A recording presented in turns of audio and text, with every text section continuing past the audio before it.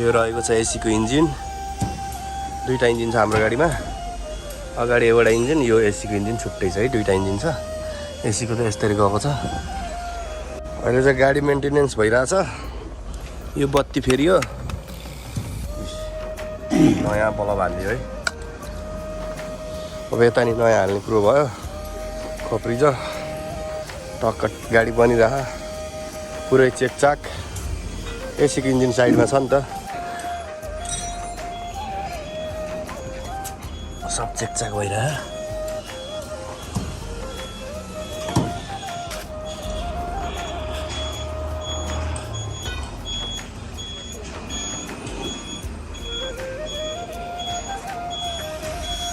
हाम्रो गाडीको रिभ्यू दिन गइरहेको छु म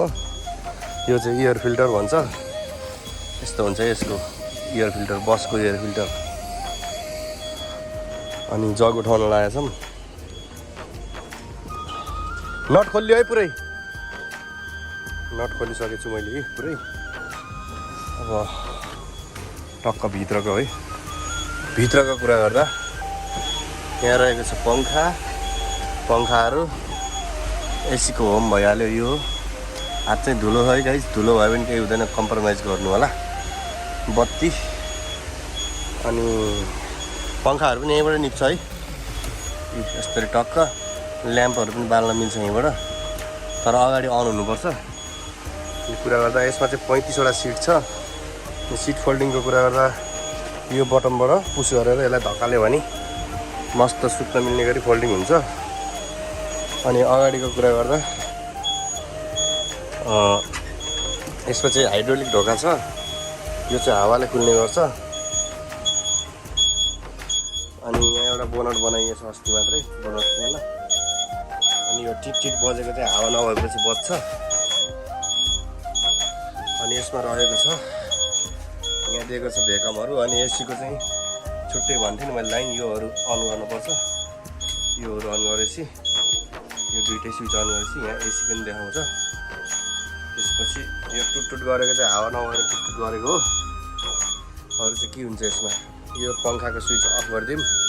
पङ्खा बनिसकेको छ गरिदिएको ठ्याक्कै यहाँ रहेको छ ढोकाको यो उता गऱ्यो भने ढोका बन्द हुन्छ यो उता गऱ्यो भने ढोका बन्द र यो यता गऱ्यो भने ढोका खुल्ला है त्यस्तो सिस्टम रहेको छ अनि अरू चाहिँ एक्सिलेटर ब्रेक क्लच सेमै भयो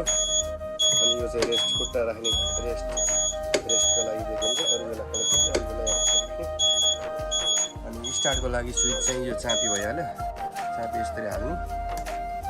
अनि त्यसपछि स्टार्टको लागि स्विच चाहिँ यो हो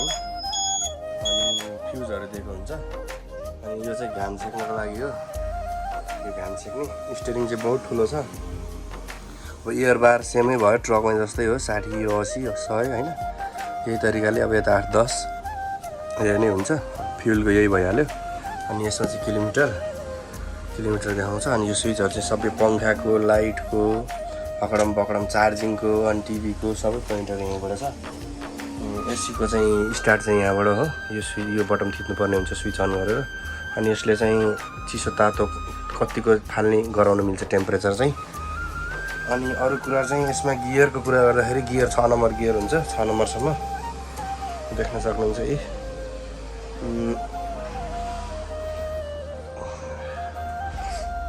अहिले चाहिँ हामी महिना मगरमा हो अनि यो गाडीको अरू चाहिँ टिभीको लागि कन्ट्रोलर चाहिँ यहाँ छ कन्भर्टर बस इन्भर्टर हो कि कन्भर्टर यहीँ छ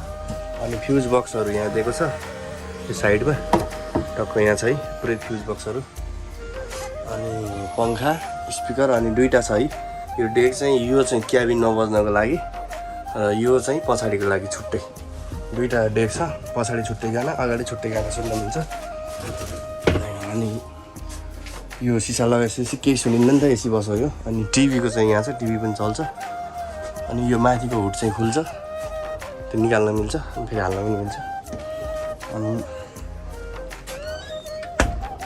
यसमा चाहिँ यहाँ स्पिकर यहाँ पनि खोल्न मिल्ने त्यो भेन्टिलेसन दिएको छ यहाँ चाहिँ एउटा सिसा ल गाइज हाम्रो गाडीको भिडियोहरू मैले तपाईँलाई देखाइसकेँ यस्तो छ है चार्जिङ पोर्टहरू पनि छ साइडमा चार्जिङ पोर्टहरू पनि दिएको छ र समग्रमा भन्नुपर्दा यो गाडीको रिभ्यू यही नै रहेको छ। राम्रो छ, यतिको गाडी ठिकै हो, राम्रै हो, नराम्रो भन्न नि मिल्दैन। ल हाम्रो च्यानललाई सब्स्क्राइब गर्न पनि नभुल्नु होला।